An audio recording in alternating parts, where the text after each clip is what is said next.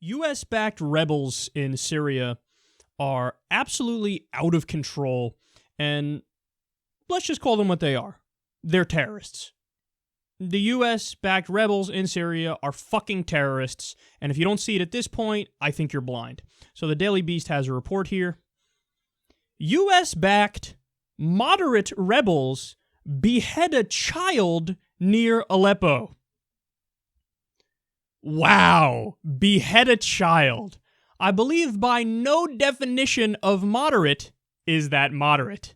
Now, this actually reminds me of a story we covered where there was a rebel who died, and all in Western media outlets, they spoke about how top moderate Syrian rebel dies. Now, you go and you research him, and you do your own investigation, like we did here on Secular Talk. What do you find out? This dude had praised Osama bin Laden, and he called Al-Qaeda, quote, his brothers. He was by no means a moderate rebel. He was just somebody who's a jihadist / Islamist willing to talk to the United States and pretend like he's moderate so that he could get our fucking weapons and our support. So again, if you can't see this at this point, I think you're blind to the fact that the majority of the moderate rebels at this point, or the Syrian rebels, are Islamists and jihadists. So, and remember, Saudi Arabia is backing a lot of these rebels too. So that shows you how moderate the force really is. If Saudi Arabia is backing them, the Wahhabi government that says all atheists are terrorists and we should kill people for witchcraft and sorcery and apostasy. Okay, now, let me give you more. They say, it's the kind of stomach-wrenching brutality you'd associate with ISIS, except this time it's American armed rebels who are cutting off a boy's head. Members of an American-backed rebel group in Syria behead a young child in a grisly execution video. The footage surfaced early Tuesday of members of Harakat Noor al-Din al-Zenki and a captured child near Aleppo. The young boy, who appears to be prepubescent, is then executed on the back of a pickup truck. I'm waiting for it. I'm waiting for it. Come on now. People out there who think they're liberals but miss the ball.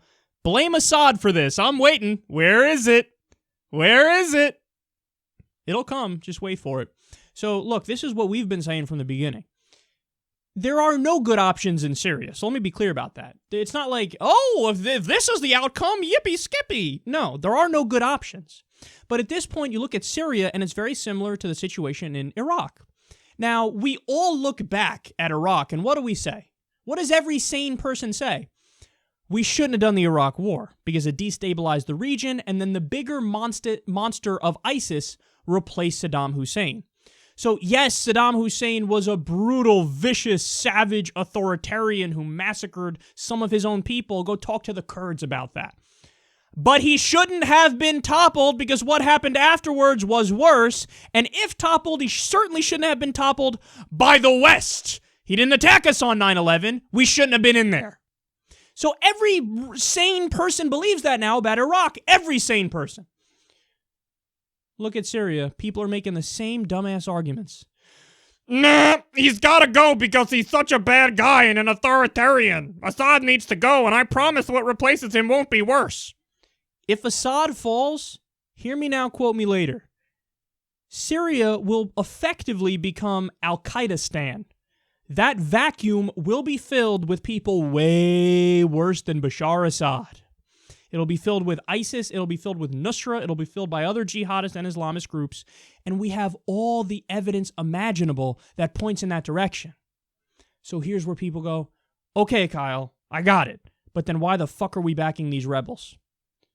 It's the age-old answer, man. It's the answer we've been given from the beginning. It's geopolitical strategy.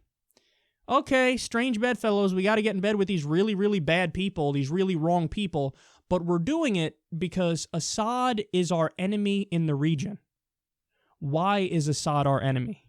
Assad is our enemy because he's aligned with Russia and Iran, who are two of the biggest geopolitical opponents of the United States, Russia and Iran. So Assad is a client. Syria is a client state of those people. So the geniuses in Washington thought, well, it'd be nice to have him gone. So, okay, I mean, what? We got to arm a couple unsavory rebels for that to happen. Arm the unsavory rebels, and then we gain a client state in a vital region of the world. Why not go for it? That's what their thinking was. It's the Cold War mentality.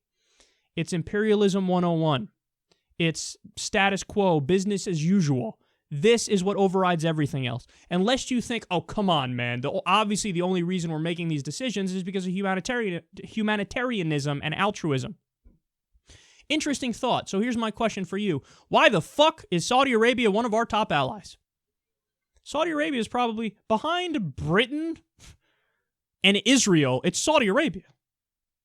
Saudi Arabia, a Wahhabi state, an Islamic theocracy. I just told you, all atheists are terrorists there. That's what they say. That's official policy. They'll behead you for sorcery, witchcraft, drug smuggling. A tremendous human rights abuser. So do we really care about human rights and altruism? If we did, why wouldn't we be, speaking out against that? Why wouldn't we be doing economic sanctions to try to punish that? Because if you're on our side business-wise, you get to do whatever you want. So, violating human rights, I don't give a fuck. The fuck do I care about that? Are you going to do business with me? Are you going to buy my weapons? Are you going to give me the oil? If you do that, we got your back, son. I don't give a fuck what your internal policies are. I'll spin it to my own dumbass population, and they'll fall for it hook, line, and sinker. So all of a sudden, no, I'm sure we care about human rights and the outcome in Syria. Obviously, we care about the people, the Syrian civilians. Which is why we're backing Islamists and jihadists who are actually even worse than Assad, who's brutal in his own right. If you believe that, I have no words for you. At this point, all the evidence on the planet will not change your mind. Your mind is made up.